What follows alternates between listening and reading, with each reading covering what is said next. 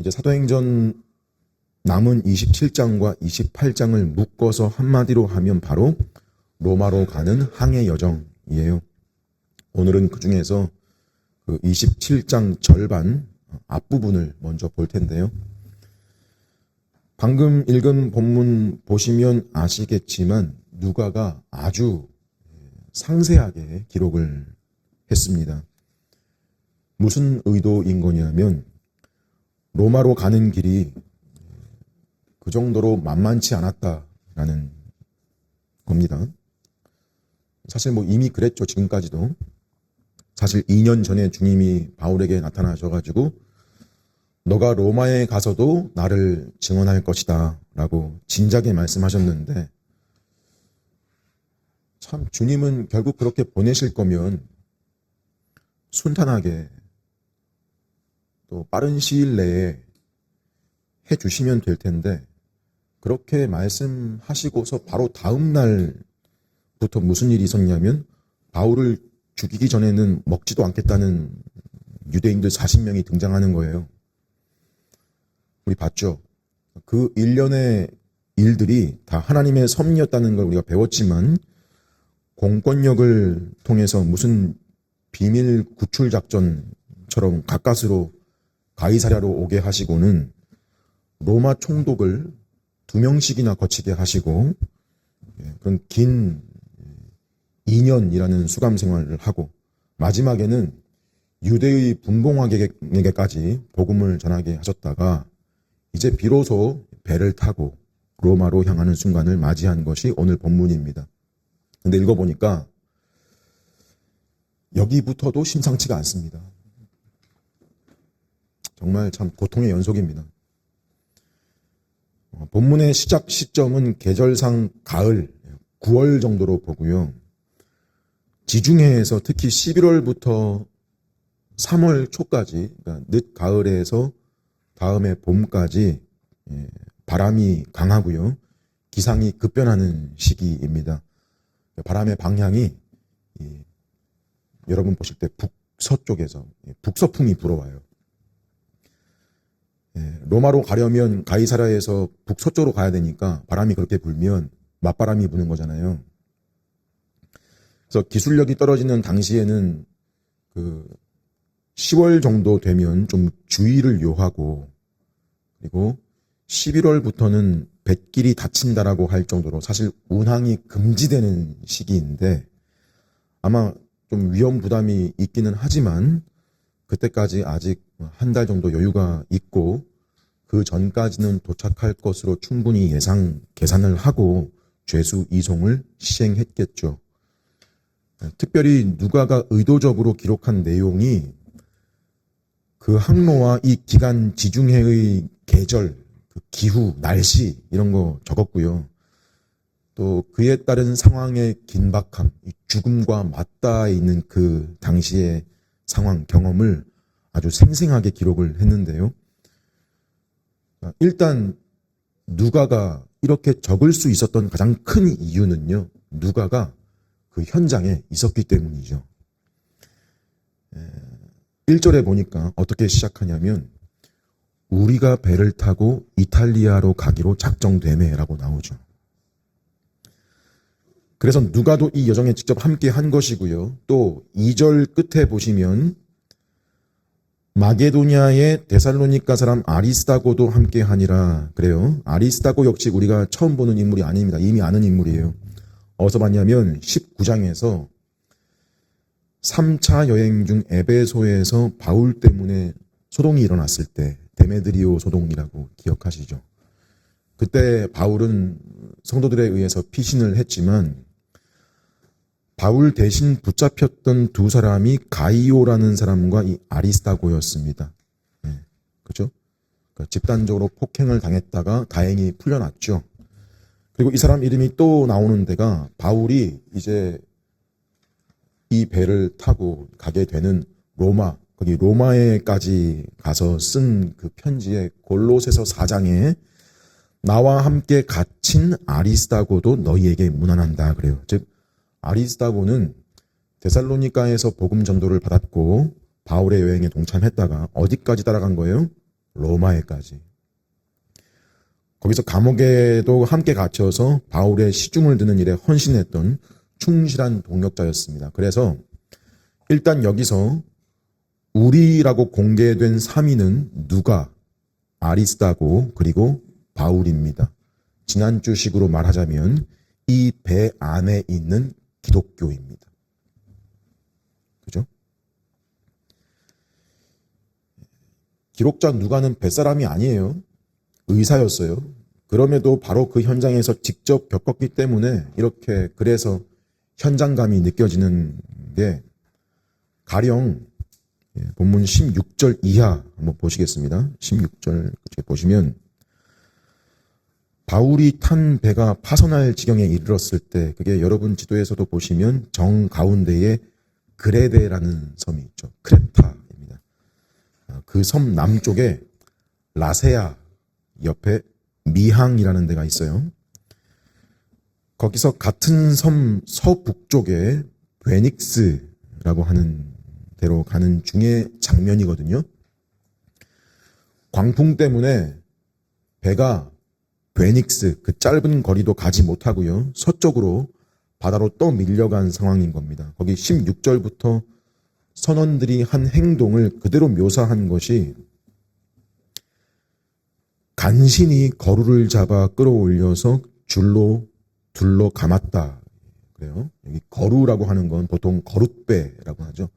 큰 배의 옆에나 후미에 매달아 놓는 작은 보트 같은 거예요. 작은 배. 그러니까 배가 정박하면 그 배와 육지 사이를 이동하는 작은 배이기도 하고 또 구조에 쓰는 구명보트 같은 그런 배입니다. 그게 거루예요.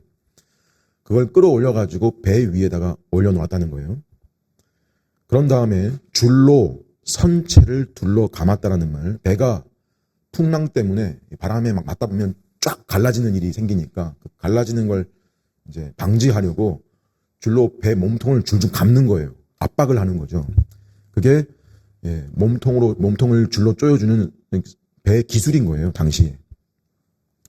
또 17절에 스르디스에 걸릴까 두려워했다는 말. 스르디스는 모래톱을 말합니다. 모래톱. 그 지중해 남쪽으로 아프리카 방향으로 있는 거대한 모래 퇴적물들인데 선박들의 무덤이라고 불리우는 거기에 부딪히면 진짜 끝장이라 그게 두려워가지고 뭘 했대요? 연장을 내렸대요. 연장을 내렸다는 건 돛을 내렸다는 거고요. 그냥 쫓겨갔대요. 그건 배가 뒤집히지나 말고 그냥 표류에 바람에 우리의 운명을 맡기는 선택을 했다는 거예요. 근데 이게 잠깐 몇 시간이 아니고요. 지속되기를 18절에 보니까 이튿날이래요. 이튿날. 즉 다음 날에도 풍랑이 계속돼가지고 짐을 바다에 버렸고 19절에 사흘째 되는 날이래요. 즉 그 다음 날에는 배의 기구들을 내버렸다라고 나옵니다. 이게 뭐냐면 거의 항해를 포기했다는 거죠. 인간이 할 수 있는 건 다 했다는 겁니다. 폭풍이 지속되고 배도 위태롭고 체력은 이미 고갈되고 이 당시 상황에서 누가가 기록한 말이 뭐냐면 20절에 여러 날 동안 해도 별도 보이지 않고 큰 풍랑이 그대로 있음에 뭐래요? 구원의 소망마저 없어졌더라. 이거 적어도 당시 기록자인 누가의 심정인 겁니다. 구원의 소망마저 없어졌더라. 기독교인의 심정이에요. 해도 별도 보이지 않았다라는 말, 단순 날씨 묘사가 아니라 바닷길은, 항해길은 해, 달, 별이 뭐냐면 나침반 역할을 하는 거거든요. 방향 보고 계산을 하는 겁니다. 근데 이 말이 방향 감각이 없다는 말이죠. 내가 어디에 있는 건지도 모르겠고 어디로 가는지도 모르겠다 이 말이에요. 결국 구원의 소망마저 없어졌다. 원문상 정확하게는 시제가 단순 과거가 아니고요. 미완료 과거예요. 즉 지속적인 의미로 살 소망이 하나하나씩 벗겨지듯이 점점 제거되다가 끝내 사라져버렸다 이 말이에요. 사실 주어도 1인칭 누가만이 아니라 또 불특정 다수가 아니라 주어가 우리입니다. 문맥에서 우리가 누구예요?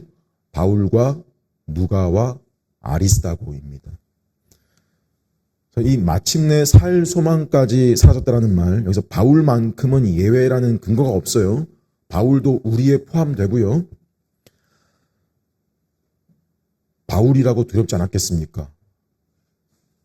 아무리 주님으로부터 너는 반드시 로마로 갈 거다라는 말씀을 직접 받았다 그래도 인간이 바다 한가운데서 배 위에 있는데 바람이 불고 풍랑이 일고 파도가 치면 그 위협 앞에 두려움과 공포와 낙담이 없을 수가 있겠습니까? 우리 자주 하는 말, 두렵다, 힘들다, 앞이 안 보인다, 이런 말.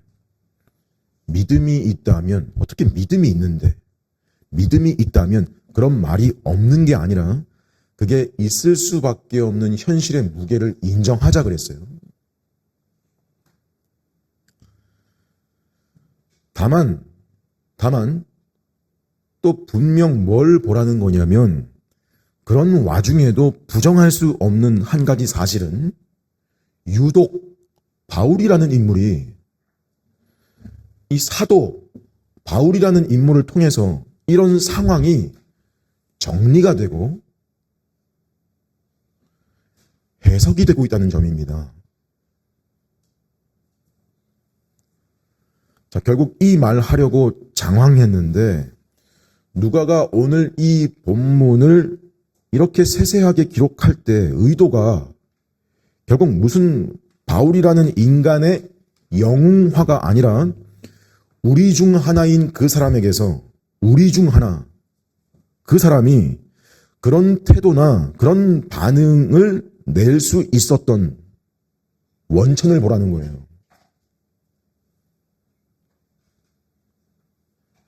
살펴보겠지만 오늘 본문에서 그 원천에 대한 초점 포커스는 어디에 있냐면 결국 주님께서 그에게 하신 말씀 때문 아니었냐 이거예요.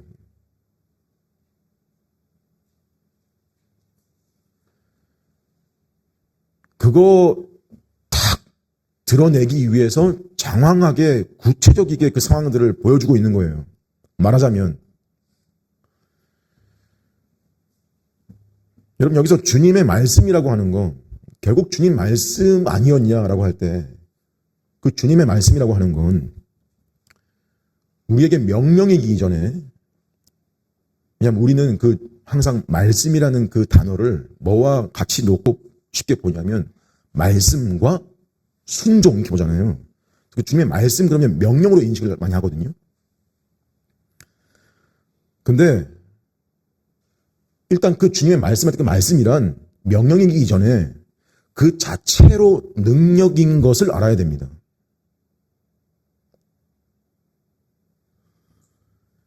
그래서 우리가 그 말씀에 순종한다고 하는 말도 단지 그냥 명령이니까 우리한테 하나님이 하라고 한 거니까 그냥 한다라는 그런 차원이 아니라 그 말씀 자체가 가지는 생명력과 능력이라는 걸 아니까 순종도 하는 거라는 거. 이거 알아야 돼요. 그 말씀 자체에 능력이 있는 거다. 자, 오늘 본문을 이해하는 데 있어서 중요한 지점입니다. 저는 이 구절을 바울이 기록했을 거라고 보는데요. 이 말씀이에요. 하나님의 말씀은 살아있고 활력이 있다. 옛날 성경으로는 하나님 말씀은 살았고 운동력이 있다 이렇게 표현했는데 번역이 히브리서 4장 12절 말씀인데요. 쉽게 말해서 무슨 말이냐? 그대로 이루어진다는 거예요. 그래서 하나님 말씀은 무시될 수도 없고 무시되어서도 안 된다는 겁니다. 자, 보통 살아있다는 거 뭐예요? 생물. 동물이 살았다. 나무가 살았다. 이렇게 보통 말해야 일반적인데 그런 비유를 따서 뭐라 그래요? 하나님 말씀이 살았다. 하나님 말씀은 빈 말이 아니다. 그 말씀 자체가 그 말씀을 이루는 능력이고 그 말씀 자체가 아주 인생들에게 영향을 미치는 효력이 있는 효과적인 것이다. 창세기 1장 3절에 성경책 피자마자 빛이 있어라. 빛이 생겼습니다. 여러분이 이 사실을 믿으신다면 하나님 말씀의 능력이라는 건 이거 하나로도 충분히 알 수 있는 거예요.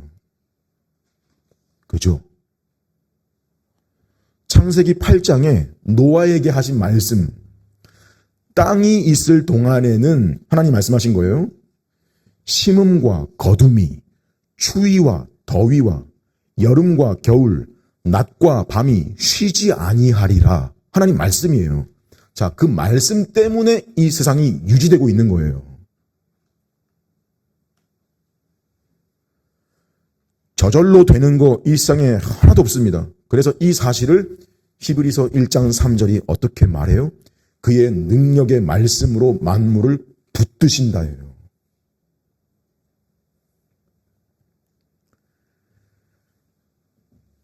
그래서 섭리라고 하고 하나님의 주권이라고 하는 이 전제는 요즘 우리가 보는 사도행전 뒷부분에 등장하기 시작한 주제가 아니죠. 사도행전 전체와 또 서신서들과 곳곳에 연결된 주제입니다. 지금 본문 시점을 학자들은 AD 59년 가을, 9월이라고 그랬어요. 9월에서 10월 정도로 보는데요. 사도행전 1장에서 온 유대와 사마리아와 땅끝까지 이르러 내 증인이 될 거다라고 말씀하신 지 30년 좀 안 된 시기에 바울이라는 증인이 로마로 향하고 있는 장면인 거예요. 또 바울 개인으로 보면요. 바울이 로마서를 쓴 시점을 AD 57년 초 1, 2월경으로 봐요. 우리 들었습니다. 3차 여행 중에 에베소에 머물다가 고린도에 갔을 때 고린도에 머문 기간 중에 로마서를 기록했다고 우리 들었어요. 그 편지 앞부분에 이렇게 적습니다. 바울이 나는 너희들 보기를 간절히 원한다. 형제들아 내가 여러 번 너희에게 가고자 한 것을 너희가 모르기를 원하지 아니한다. 지금까지 길이 막혔다. 라고 편지한 지 대략 2년하고 8개월 정도 후이고 그리고 예루살렘에서 주님으로부터 너가 로마에서도 나에 대해 증언할 거다 라고 말씀 들은 지 2년 만에 실제로 로마로 향하게 된 겁니다. 뭐예요? 만물을 붙드시는 주권자의 말씀이 살아있고 활력이 있죠. 이루어져요. 자, 사람이 이 주권자의 주권을 그분의 말씀의 능력이라는 이 전제를 깨닫고 보기 시작하면 하나님은 대체 왜 일을 이런 식으로 하실까라고 할 만한 현실에서 좀 달리 생각하는 게 생기고요. 다른 말을 하기 시작하는 거예요. 희한해요. 환경은 변하지 않았는데 사람의 말과 해석이 변해요. 그러니까 하나님의 주권이라는 말이 그 개념을 표현하고 설명하기 위해 응축시킨 단어일 뿐이지 하나님의 주권이라는 말이 그냥 신학 용어가 아니라 그냥 신앙의 본질인 게 증명되는 거예요. 사람한테서도. 자, 이걸 이렇게까지 설명드리는 이유가 누가가 배가 파선한 이야기를 이렇게 구체적으로 적어내려간 의도가 결국 이것이기 때문이에요. 그래서 이거 읽을 사람들한테 이거 보라는 거예요. 이 모든 상황을 주도하는 것이 하나님의 주권이라고 하는 거와 이에 대한 기독교의 정당한 반응이 뭔지 보라는 거예요. 지금 이 현장의 상황 이렇게 내가 묘사해 주면 충분히 어떤 상황인지 느낌이 오지. 알겠지. 어떤 경험일지. 이런 상황 가운데 이 모든 상황을 주관하고 있는 게 뭔지 실체가 뭔지, 그 실체 앞에 기독교가 반응하는 게 뭔지 보라는 거죠. 죄수 바울을 로마로 이송하는 일을 맡은 책임자가 1절 끝에 보니까 백부장 율리오라고 나오는데요. 이 사람의 소속 부대가 아구스토대래요. 아구스토대. 번역이 조금씩 어렵게 됐어요. 옛날 말투로. 이게 아우구스투스 군대라는 말이에요. 황제의 직속 부대를 말합니다. 아우구스투스. 로마 황제를 가리키죠. 황제 부대예요. 그러니까 일반 백부장들하고 달라요. 백부장은 100명의 부하를 거느리는 장교인데 일반 부대랑 달라요. 황제와 관련된 업무를 주로 맡고 총독을 보좌하거나 죄수를 로마로 이송시키는 그런 역할을 담당했습니다. 아마도 이 사람 얼마 전에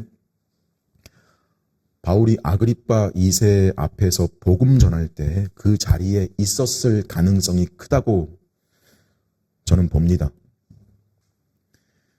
25장 23절에 보면 그 자리에 초청된 인사가 그 백부장급 위에급이에요. 군대로 치면. 천부장들과 시중에 높은 사람들이 함께 참석했다고 나오는데 그 아그리빠가 등장할 때 그 모습을 표현하기를 크게 위엄을 갖추었다 할 때에는 거기에는 반드시 뭐가 포함되어 있는 거냐. 기본적으로 군대의 의전이 포함되어 있는 거예요. 그래서 어디까지나 추측이지만 바울에게서 뭔가 어떤 비범함을 느꼈지 않았나 하는 것이 이 사람 단지 보면 그 바울의 시민권 때문이 아니라 그러기에는 뭔가 더 특별한 호의와 대우를 해주고 있는 겁니다. 누가가 의도적으로 표현한 것이 3절에 바울을 친절하게 대하여 이렇게 했어요. 어떻게까지 친절하게 대냐고 나오냐면 배가 가이사랴를 떠나가지고 처음 당도한 곳이 시돈이라는 지역인데 거기 대기하는 동안에 바울이 그리스도인 동료들을 만날 수 있도록 아량을 베푼 거예요. 지금 죄수 이송이잖아요. 그리스도인들을 만나게 해준 거예요. 그 덕에 바울은 잠시 정박해 있는 동안 시돈의 성도들의 집에서 대접을 받게 됩니다. 잠깐이지만 여러분 어떻겠어요? 참 힘이 되고 위로가 됐겠죠. 그러면서 이 사람 율리오 결정적인 순간에는요. 바울의 말보다 전문가의 말이나 자신의 행정적 판단을 더 신뢰하는 게 뒤에 나오는데 그렇지만 대부분의 기간 동안 바울을 존중하는 태도를 보입니다. 바울이 가이사랴에서 처음 탄 배의 이름이 2절에 보면 아드라무테노 배래요. 아드라무테노 배. 이건 이름이 아니라 사실 지역 이름입니다. 그 배의 본 출발지를 가리켜요. 지도에 보시면 당시 아시아 지역의 북서쪽 해안에 아드라무테노가 있습니다. 보이시나요? 아드라무테노. 거기가 우리가 잘 아는 드로아 근처예요. 거기서 온 배를 타고 시돈을 갔다가 다시 출발하는데 4절 보니까 맞바람을 피하여 구브로 해안을 의지하고 항해했다고 나와요. 자, 시돈에서 로마 방향 서쪽으로 가야 되는데 넓은 바닷길 놔두고 그 골목길 같은 데로 간 이유가 바람이 서쪽에서 동쪽으로 부는 거예요. 정확히 북서풍입니다. 그러니까 맞바람이 되죠. 서쪽으로 바로 가지 못하고 맞바람을 피해가지고 구브로 키프로스 섬을 끼고 둘러갔다는 말이에요. 그죠? 그래서 당도한 곳이 루기아 지역의 무라라는 도시였습니다. 무라. 여기에서의 특징은 그래서 뭘 하냐면 배를 갈아타요. 환선합니다. 6절에 탔던 배는 이제 출발지인 아드라무테노로 가야 되니까 무슨 배를 타냐면 알렉산드리아 배를 탔답니다. 무슨 배예요? 알렉산드리아에서 출발한 배죠. 거기가 본 출발지인 배인 거예요. 이집트 알렉산드리아 출발해서 로마로 가는 배인데 이 배가 유명한 배입니다. 어떻게 유명하냐면요. 이 배는 대형 곡물선이었어요. 그 당시에 길이가 40여 미터가 되고 폭이 한 10에서 15m가 되는, 당시 이집트는 여전히 나일강 그 일대의 세계의 곡창지대였고, 로마는 밀가루가 필요합니다. 로마는 빵이 중요하니까요. 그래서 한마디로 이 알렉산드리아 배는 로마를 먹여 살리는 배고, 막대한 양을 실어야 되니까 선체가 크고 무거워서 기동성이나 조종성이 떨어지는 배고요. 그러니까 큰 배이긴 하지만 위험 부담이 있는, 국가에서 위험 수당까지 얹어주면서 운행이 됐다 그러고, 보통 여기 지금 무라라는 도시에서 정박을 해서 정비를 한 다음에 다시 출발하는 거예요. 바울이 이 배를 탄 겁니다.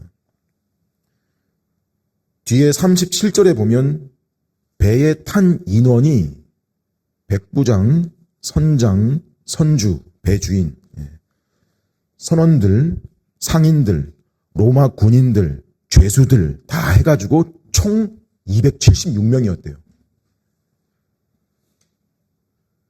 그렇게 무라에서 출발한 배는 보통 경로 같으면 아가야와 그레데 사이를 가로질러 갈 텐데 어때요? 바람이 심하죠.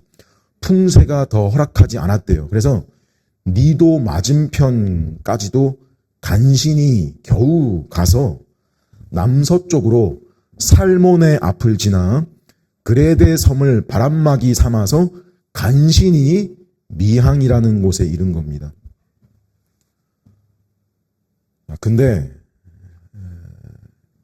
정말 시기적으로도 문제인 게 9절 맨 앞에 보니까 여기까지 오는데도 수일이 걸린 거예요. 그래서 9절 맨 앞에 여러 날이 걸려 금식하는 절기가 이미 지나서 항해하기가 위태한지라 그래요.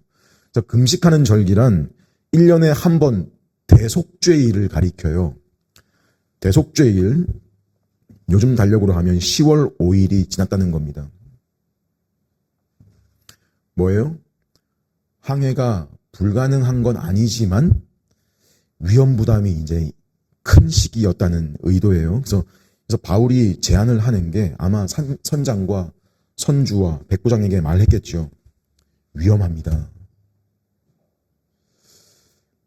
수화물과 배뿐 아니라 이거 우리 생명까지도 위협할 수 있는 상황인 겁니다. 여기서 겨울을 납시다. 죄수 바울이 제안을 했어요. 사실 바울의 이 말은 별로 힘이 없어요. 전문가들 입장에선 어떻게 들릴까요? 뭔 죄수 주제에 의견을 내냐, 그죠? 그런데 여러분, 사실 바울은 지난 몇십 년간 수많은 항해 경험이 있고요.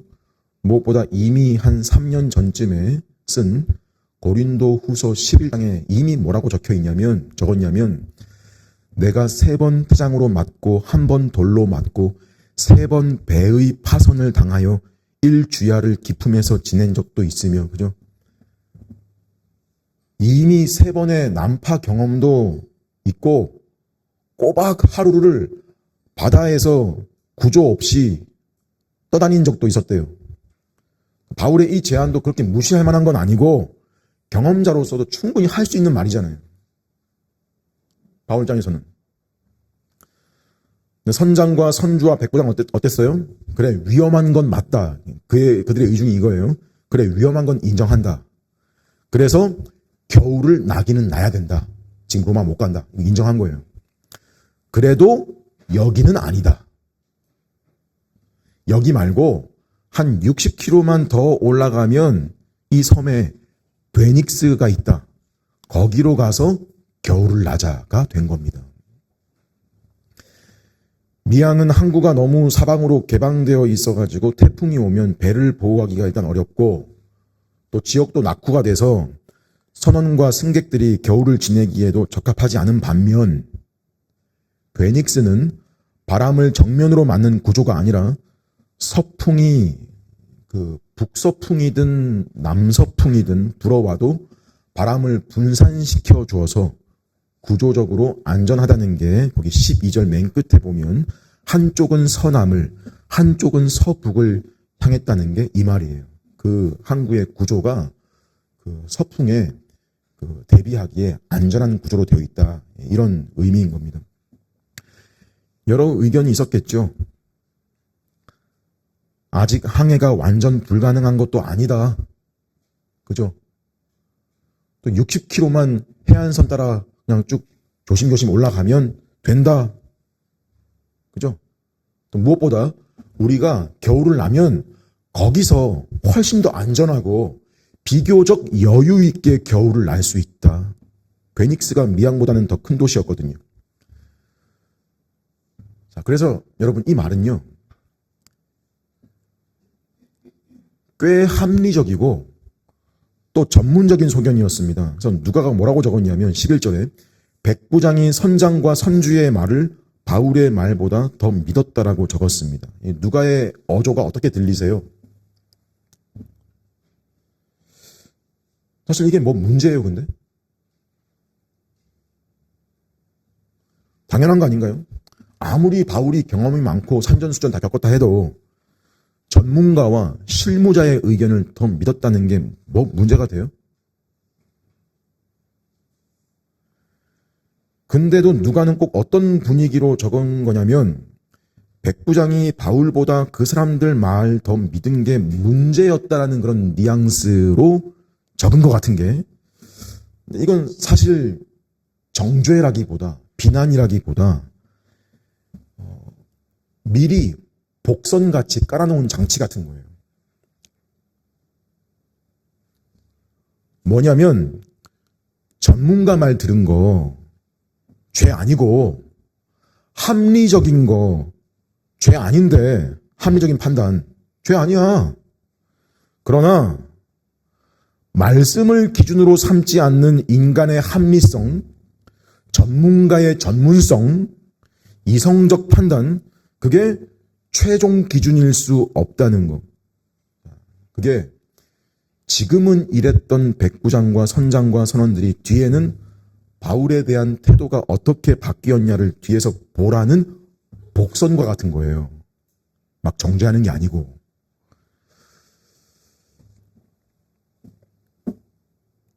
여러분 사람 합리적인 거 좋아하죠? 당연해요. 그래서 교회에서도 항상 교회 일을 할 때도 어떤 의견이 상충되는 게 있거나 어떤 선택지가 여러 개가 있을 때 그 안에서도 사람들 기준 보면요. 합리적인 거에 손 들어줘요.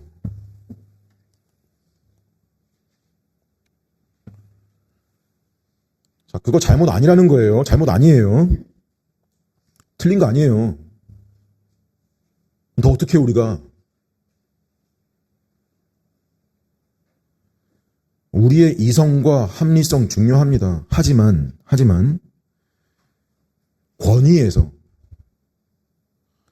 그게 늘 최종 권위이고 최종 기준이 아니라는 걸 여러분 분명하게 아셔야 됩니다. 어쩔 때 보면 하나님의 일이란 초월적인 것도 있죠. 인간의 합리성으로는 도저히 설명이 되지 않는 하나님의 방식도 있고요. 그래서 때로는요. 믿음으로 도전해야 되는 상황도 있기도 하죠. 사실 본문의 상황에서는 오히려 바울이 이렇게 또 했어도 또 읽혀질 것 같아요. 그렇게 바울이 여기 있으면 여러 가지로 불편하니까 좀 위험해도 우리 믿음으로 베닉스까지는 가봅시다 라고 의견 낼 수도 있는 거 아니에요? 그렇잖아요. 근데 바울은 그렇게 판단하지 않죠. 여기서 흥미로운 게 이 사람의 합리적인 판단을 하나님께서 막지 않으셨다는 겁니다. 하나님의 사람의 의견에 반대되는 다수의 합리적인 판단대로, 즉 다수결대로 흘러가게 두세요. 두십니다. 하나님은 그 시점에 거기서 떠나지 말라고 왜 처음부터 막지 않으셨을까요? 왜일까요? 하나님은 인간의 합리성을 무시하거나 막지 않으세요. 그러나 그 합리성이 한계에 도달하도록 허락하십니다. 왜요? 말씀이 대안 중 하나가 아니라 유일한 기준임을 결국 드러내시기 위해서예요. 그게 옳았던 거구나. 또 배우는 거죠, 인간이. 자, 여기에 하나님의 크신 지혜가 있습니다. 그걸 사람으로 하여금 배우게 하고 깨닫게 하기 위함이에요. 지금 설명 들어볼 때, 여기서 이 현실에서 미항을 떠나냐 머무냐가 하나님 말씀하고 무슨 상관이냐, 그럴 수 있죠. 바울이 그렇게 판단할 수 있었던 근거가 뭘까요? 바울이 이렇게 내린 판단 근거, 그의 용기? 어떤 영적인 감각가 아니고 한마디로 이거예요, 여러분. 이미 자기에게 주어진 하나님 말씀에 대한 자기 일치.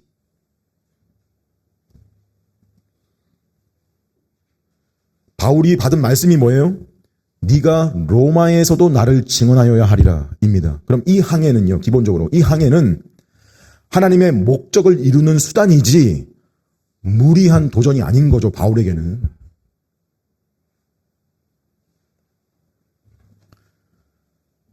하나님의 타이밍이라는 게 말씀하신 것과 이루어지는 결과가 간격이 있다는 거 바울은 이미 지금 경험으로 배우고 있는 중이잖아요. 그래서 위험을 과소평가하지도 않고요. 믿음이라는 말로 밀어붙이지도 않는 겁니다. 그분이 그렇게 말씀하셨다고 가만히 있지도 않고요. 그러기 위해서는 자기 건강도 돌봐야 되고요. 안전도 신경 써야 되는 거고요. 지혜도 사용해야죠. 한마디로 그저 자기에게 주어진 수단을 쓰는 거예요. 신자된 상식과 지혜를 써야죠. 그래서 내린 판단이죠.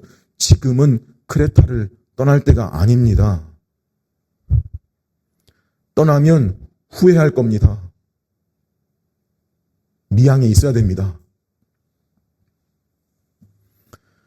하나님 뜻이면 하나님이 상황도 열어주실 거고 길도 보여주실 거고 또 그 일을 이루기 위한 돕는 손길도 붙여주실 겁니다. 근데 말씀을 소유한 사람으로서 말씀을 가진 자의 가치관에서 볼 때 이건 아무리 생각해도 무리다 한 거예요. 그래서 단순히 바울이 안전을 위해서 선택을 했다라고 하는 게 아니라 말씀에, 자기가 받은 말씀에 가장 정확히 반응하는 판단을 한 원리인 셈인 거예요.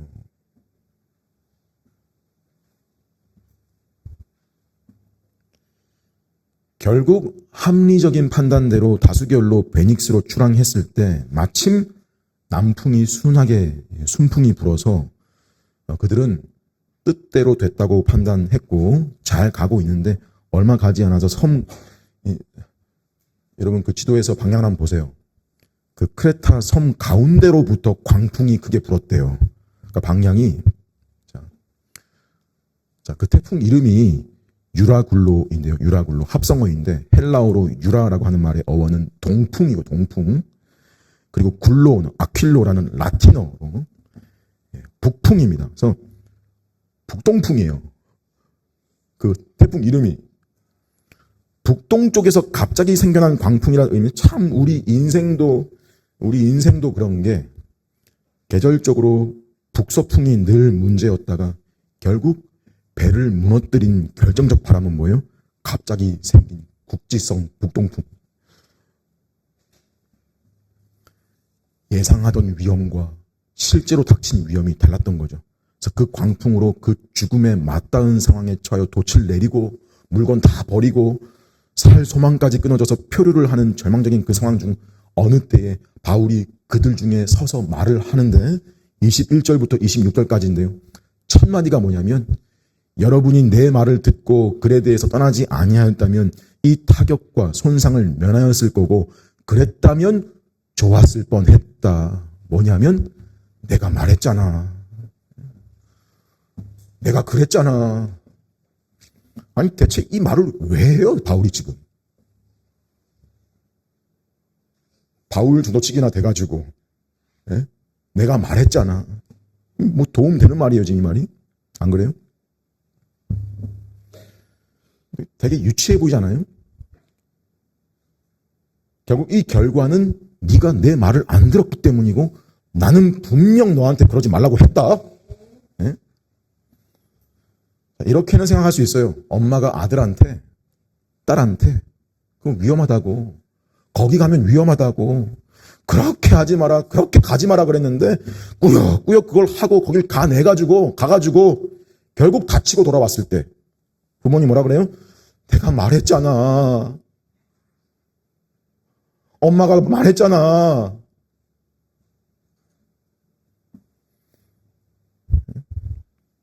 꼭 이런 건데 근데 애들끼리 그러고 있으면 유치한 거라고요. 동료들끼리에서는. 또는 거만하게도 보여요. 잘난 척처럼.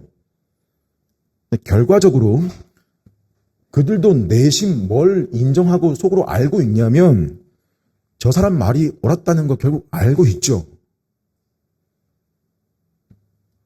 그래서 이 말의 의도는요. 지금부터는 자기 말을 꼭 들어야 된다는 취지인 거예요. 지금부터는 엄마 말 꼭 들어. 이런 식이에요. 그래서 지금 바울의 모습은 꼭 뭐예요? 죄수가 아니라 하나님의 계시의 전달자, 예? 증인, 선지자요, 지도자 같은 모습인 거예요. 배 주인이고 배 선장이 바뀐 것 같아요. 이제. 자, 상호간의 진심인 게 희한하게 이제부터는 결정권자 백부장이 바울의 말을 들어요. 그래서 이 바울이 지금 내가 말했잖아 이 말의 효과는 내 말이 맞지 않았습니까? 당신들은 제가 하는 말에 귀를 기울이셔야 된다. 이제부터 내가 하는 말은 우리의 생명과 직결된다. 이런 말인 거예요. 그리고 이어서 하는 말이 뭐예요? 22절에 이제 안심하래요. 자기가 뭔데? 생각할 수 있지 않겠어요? 이제 안심하십시오. 배만 파손될 뿐 여러분들 중 아무도 생명에는 손상이 없을 것입니다. 자기가 어떻게 알고? 자기가 뭔데? 이렇게 말하는 근거가 뭐래요? 내가 속한 하나님. 곧 내가 섬기는 하나님의 사자가 어젯밤에 내 곁에 서셔서 내게 말씀하셨답니다.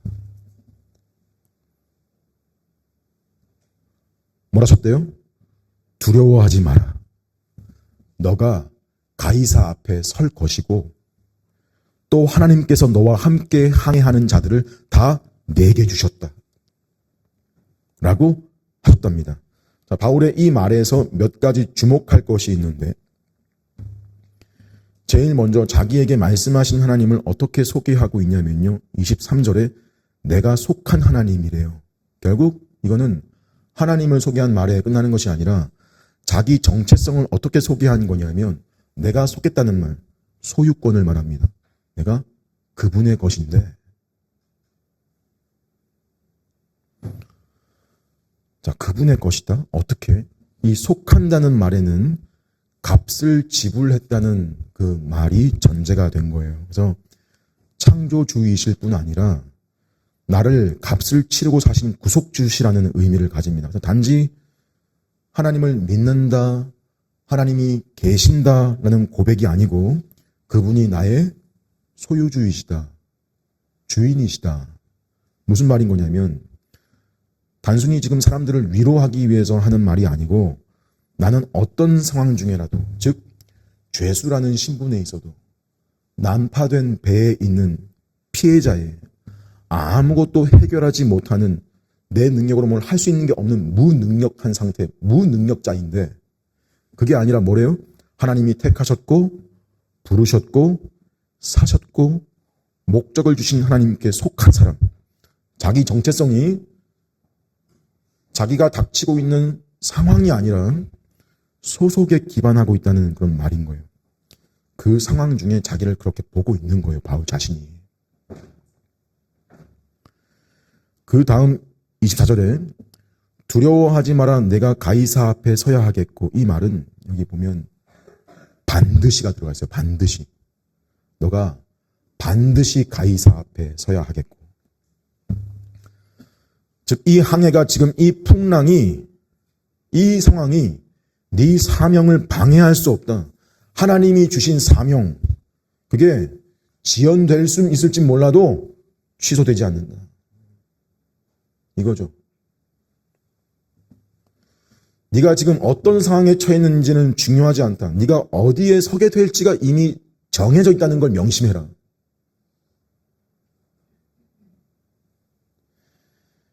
이 말씀이 바울을 두려움에서 해방시킵니다. 하나님은 이 순간에 어떻게 말씀하신 거냐면, 여러분, 이 폭풍을 피하게 해주겠다라고 말씀하시지 않고 네가 서게 될 자리를 이미 정해두었다라고 하신 거예요. 즉 신자는 내가 어디로 가는 거지? 내가 지금 어디에 있는 거지? 모를 수는 있어도 내가 왜 살아 있는 거지? 왜 내가 지금 안 죽고 지금 살아 있는 거지? 는 분명한 사람인 거예요.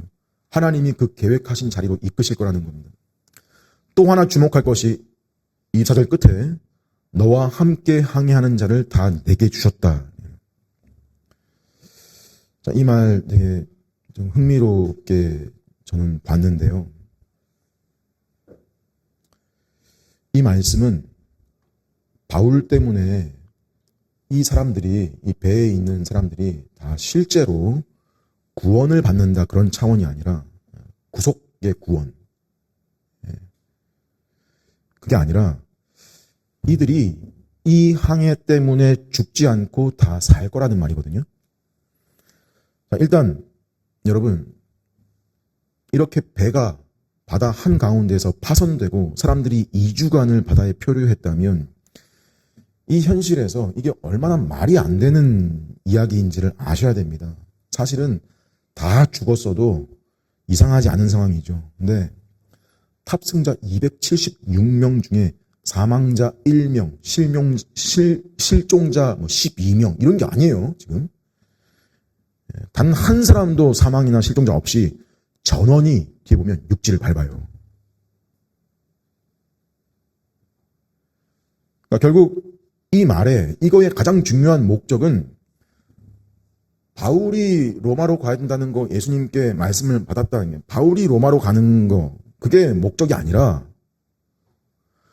로마에 가서 너가 나를 증언해야 된다라는 거.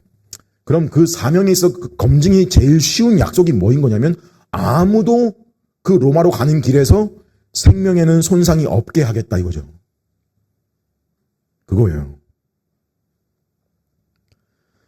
즉 뭐예요? 이 약속이 바울의 사명 때문이라는 거예요. 바울의 사명 때문에. 그러니까 결국 뒤집어 생각해보면 이 사람들이 이렇게 보호를 받고 목숨을 건질 수 있었던 이유가 누구 때문이라는 거예요? 바울 때문인 거죠. 꼭 뭐와 비슷하냐면 구약에 요셉 때문에 보디발의 집이 복을 받죠. 야곱 때문에 외삼촌 라반의 집과 재산이 보호를 받죠. 복을 받아요. 지금 이 바울 때문에 배에 탄 모두가 보호를 받죠.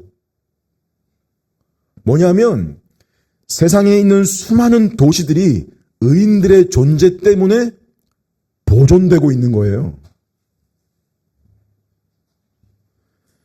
그러면 세상의 유일한 실제 희망은 교회뿐인 거예요.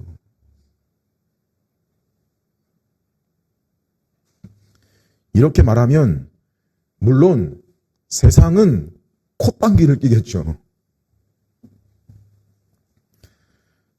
소돔과 고모라가 의인 10명만 있어서도 보존되었을 것이라는 거 보십시오. 무슨 말이에요? 의인이 존재해서 도시가 보존된다는 거예요.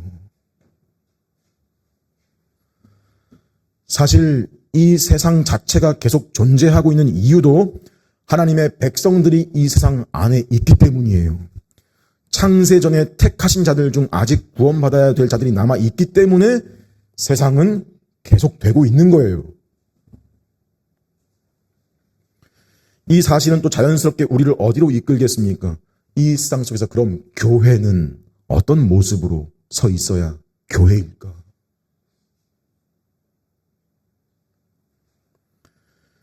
우리가 여태 배운 참된 기독교의 모습을 생각할 수밖에 없겠죠. 그래서 바울이 당당하게 뭐라 그러는 거예요? 그러므로 여러분이요, 안심하시라. 나는 내게 말씀하신 그대로 되리라고 하나님을 믿노라. 우리가 반드시 한 섬으로 떠밀려 갈 것이다.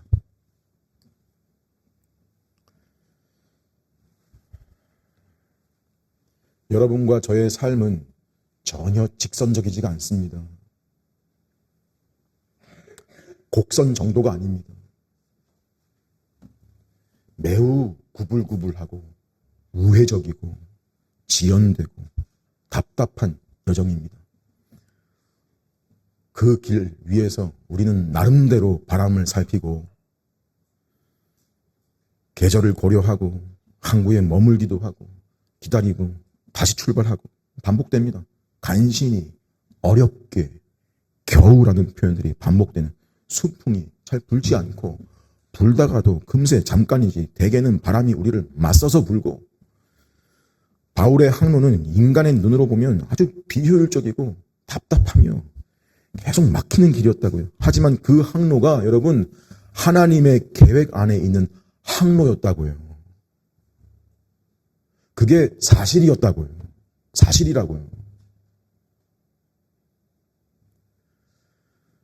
사람이 그 순간순간에 그때그때 사람이 결정을 한 것 같지만 결국은 하나님이 주권적으로 인도하신 길이었다고요.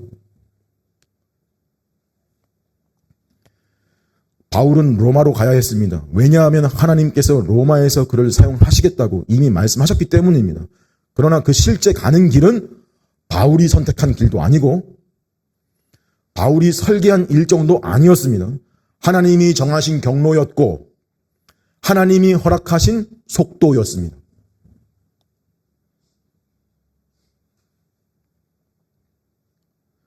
또 무엇보다 이 절망적인 상황이 바울을 피해가지 않았습니다. 누가와 아리스다고, 즉 우리 이 땅의 기독교를 피해가지 않습니다. 결코 피해가지 않습니다. 하나님 믿는다고. 살 소망까지 끊어진 것 같이 느낄 만한 상황이 한두 번이 아닙니다. 헌데 여기서 바울을 거기 있던 다른 사람들과 다르게 만든 원천이 뭐였습니까?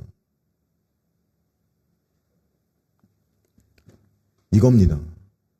나는 내게 말씀하신 그대로 되리라고 하나님을 믿노라. 즉 하나님의 말씀에 대한 그 사람의 반응과 태도가 이 모든 차이를 만들어낸 거라고요. 생각해 봐야죠. 여러분은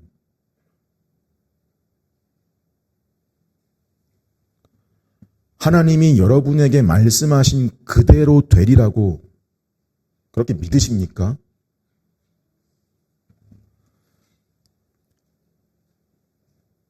여기서 지금 우리 입장에서 하나님이 여러분에게 말씀하신 그대로 되리라고 믿으시냐?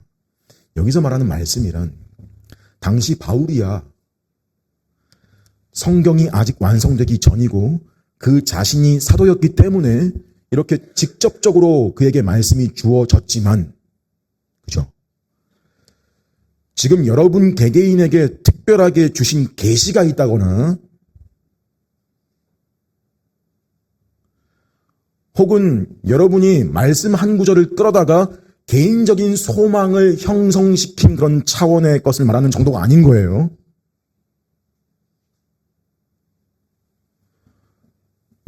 여기서 말하는 말씀은 분명코 공적인 것이고 하나님이 주신 66권 성경 전체가 말하고 가리키는 통일성에 기반한 것이며 진리의 바른 선포, 즉 공예배 시간에 선포되는 설교, 말씀의 구절구절들도 다 그 통일성 안에서 보고 믿는 거예요.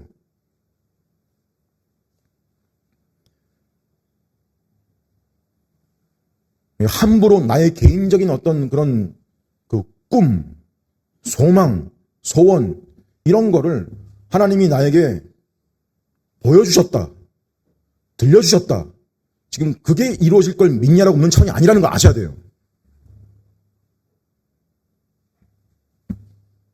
여러분이 처한 어떤 절망적인 순간에 여러분 이 말씀 이루어질 걸로 믿으세요? 확인해 보세요. 우리가 알거니와 하나님을 사랑하는 자, 곧 그 뜻대로 부르심을 입은 자들에게는 모든 것이 합력하여 선을 이루느니라. 살아있는 말씀이고 활력 있는 말씀입니다. 라고 하신 이 말씀이 이루어질 것이라고 여러분 믿으십니까? 자기 아들을 아끼지 아니하시고 우리 모든 사람을 위해 내어주신 이가 어찌 그 아들과 함께 모든 것을 우리에게 주시지 아니하겠느냐. 이 말씀하신 대로 그대로 되리라고 그렇게 여러분 하나님 믿으십니까?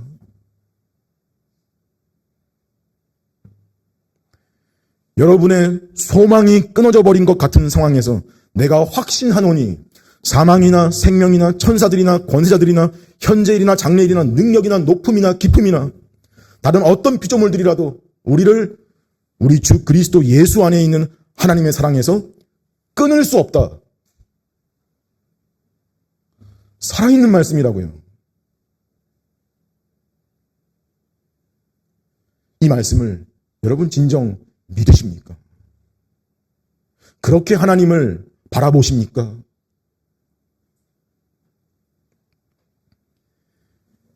여러분의 상황들 자체는 여러분의 믿음을 전혀 뒷받침해 주지 않습니다. 그건 늘 같습니다. 바다는 여전히 거칠 거고 배는 여전히 부서져 있고 땅은 잘 보이지 않습니다. 그래서 이런 상황 중에 진정 이 말씀들을 믿고 확신한다면 그 확신이라고 하는 건 여러분이 속에서 만들어낸 자기 확신이 아닌 거예요. 하나님의 신실하심에 대한 확신이에요. 그죠? 하나님은 약속을 지키신다. 하나님의 말씀은 살아있다. 그거에 대한 확신이죠. 상황 속에서 하나님이 말씀으로 우리를 가르치고 있습니다. 여러분, 괴로운 시간 중일 수 있고 어디에 있는지도 모르겠고 어디로 가는 건지도 모를 상황일 수도 있습니다. 오히려 그 시간을 통해서 하나님의 신실하심을 더 배우게 하실 하나님을 여러분 믿으십시오. 오늘 주님이 우리에게 주시는 말씀입니다.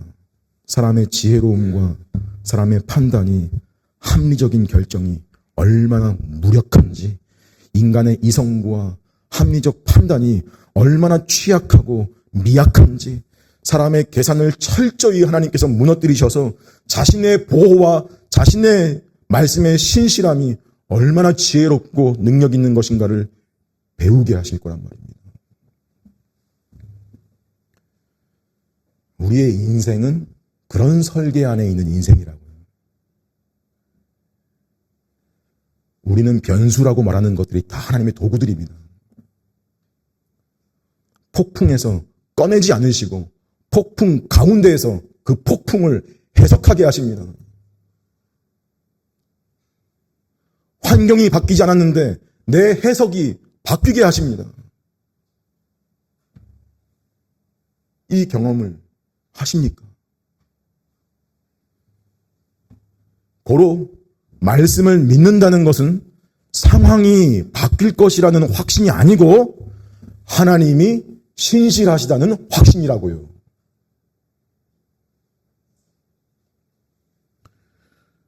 이 문제에서 우리 안에서도 수준은 다양하나 본질은 같아요.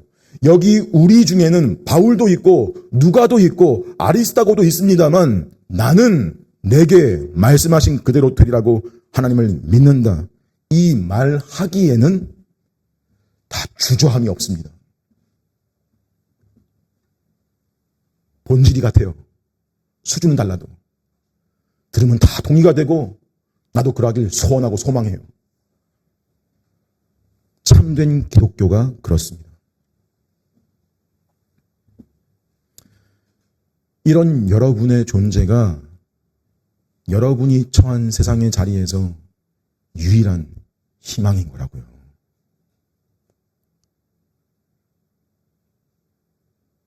뭘 내가 국가, 사회 차원에서 뭘 해야 된다. 이게 희망. 그럴 수도 있지만 본질은 이런 세상 중에서 복음 가지고 증인된 삶을, 복음을 드러내는 그런 각자의 자리에서, 세상에서 희망이라고요. 그러니 여러분의 회사나 일터에서 여러분 똑같이 싸우지 마십시오. 똑같이 회사 일하고 돈 벌어도 똑같아지지 마십시오. 집에서 남편이 아내에게, 아내가 남편에게 세상이 하는 식으로 똑같이 하지 마십시오.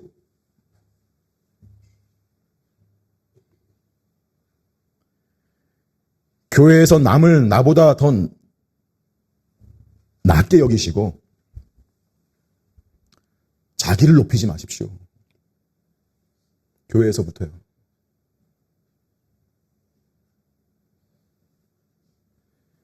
여러분이 여기서도 자기가 높다고 여긴다면 세상과 다를 게 뭐가 있겠습니까?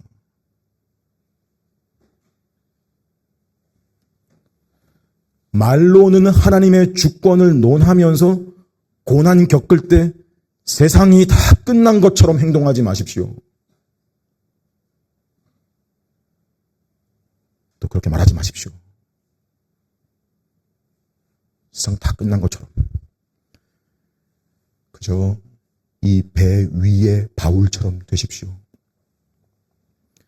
그런 여러분을 보고 그들로 하여금 여러분 속에 있는 소망이 무엇인가 질문하게끔 하십시오. 그리고 바로 그때 대답할 것이 준비된 사람으로 평소에 사십시오.